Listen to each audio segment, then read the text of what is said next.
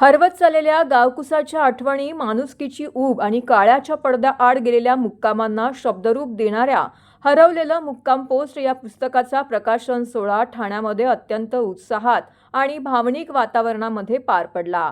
हरवलेल्या आठवणी आणि काळाच्या ओघात विस्मृतीत गेलेल्या माणसांच्या भावविश्वाचा मागोवा घेणारे हे पुस्तक वाचकांच्या मनाला स्पर्श करणारे ठरेल असा विश्वास यावेळी उपस्थित मान्यवरांनी व्यक्त केला आहे।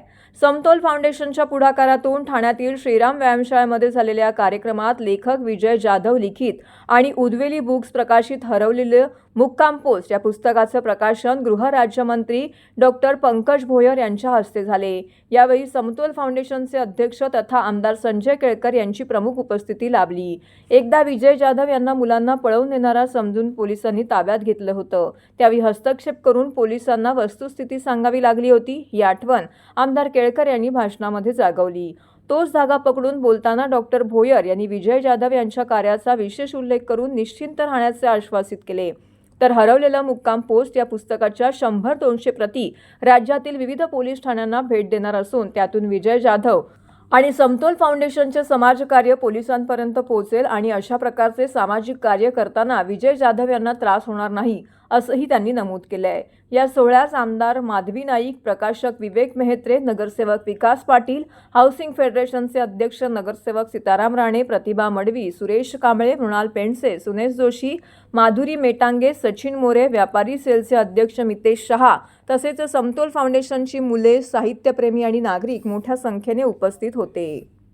आज ठाण्यामध्ये कार्यरत असलेल्या समतोल फाउंडेशनच्या माध्यमातून हरवलेलं मुक्काम पोस्ट या पुस्तकाचा प्रकाशन सोहळा आयोजित करण्यात आला होता आणि आमचे मार्गदर्शक आदरणीय संजयजी केळकर यांच्या निमंत्रणावर मला या ठिकाणी उपस्थित होण्याची संधी मिळाली।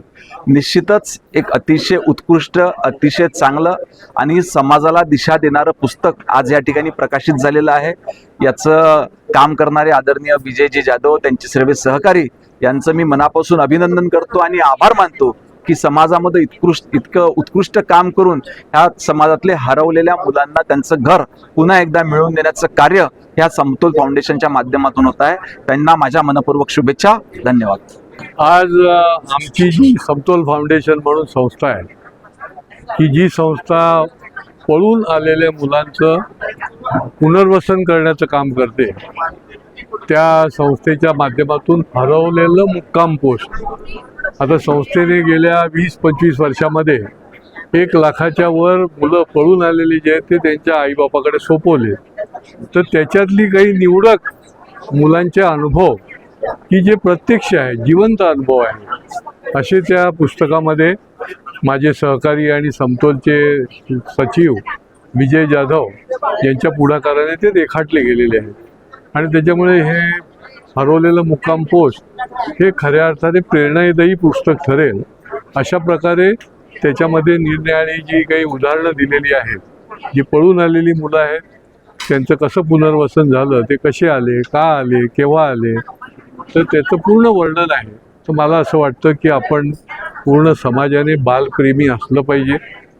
उद्याचं भविष्य जे आहे ते या बालांमध्ये आहे, ती भरकटण्याच्या पेक्षा त्यांचं योग्य ठिकाणी योग्य वेळेला जर त्यांचं पुनर्वसन झालं, त्यांचं संवर्धन झालं, तर निश्चितपणे त्यांचा या भारताच्या विकासामध्ये हातभार लागू शकतो। मी निश्चितपणे त्यांना आव्हान करेन की आपण अशा प्रकारच्या संस्थेला अवश्य शेवटी सगळ्यांचं काम आहे, केवळ समतोलचं त्याच्यामध्ये आम्ही काम करणाऱ्या लोकांचं नाही, तर सगळ्या समाजाचंच हे काम आहे। आणि हे आव्हान आहे की अशा प्रकारची निराधार किंवा सिंगल पॅरेंट किंवा पळून आलेली मुलं जी आहेत ती उद्याची गुन्हेगार होण्यापेक्षा त्यांना योग्य वेळेला योग्य ठिकाणी जर त्यांचं आपण संवर्धन पुनर्वसन केलं तर ती निश्चितपणे या देशाचे आदर्श अशा प्रकारचे नागरिक बनू शकतात। हे समतोलच्या जे आधीचे मुलं आहेत त्याच्यावरून आपल्याला निश्चितपणे ठामपणे सांगता येईल। नमस्कार, मी विजय जाधव या हरवलेले मुक्काम पोस्ट या पुस्तकाचा लेखक असून माझे प्रत्यक्ष अनुभव फक्त मी मांडलेले आहे।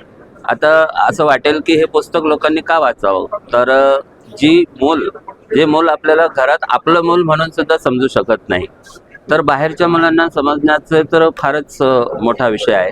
परंतु आपल्या मुलाशी आपण कसं वागलं पाहिजे, आत्ताच्या सगळ्या याच्यामध्ये जे मुलं स्वतःहून पालकांवरती कधी कधी अटॅक करतात किंवा पालकांना तेवढं महत्त्व देत नाहीत. तर ह्या सगळ्यांमध्ये हे पुस्तक वाचल्यानंतर आपल्याला समजेल की मुलांशी एकत्र बसून कसं संवाद साधला पाहिजे किंवा त्यांच्याबरोबर गप्पा मारल्या पाहिजे, त्यांच्या मनातलं ओळखता आलं पाहिजे. अशा ह्या ज्या सगळ्या गोष्टी आहेत या पुस्तक वाचल्यानंतर समजेल.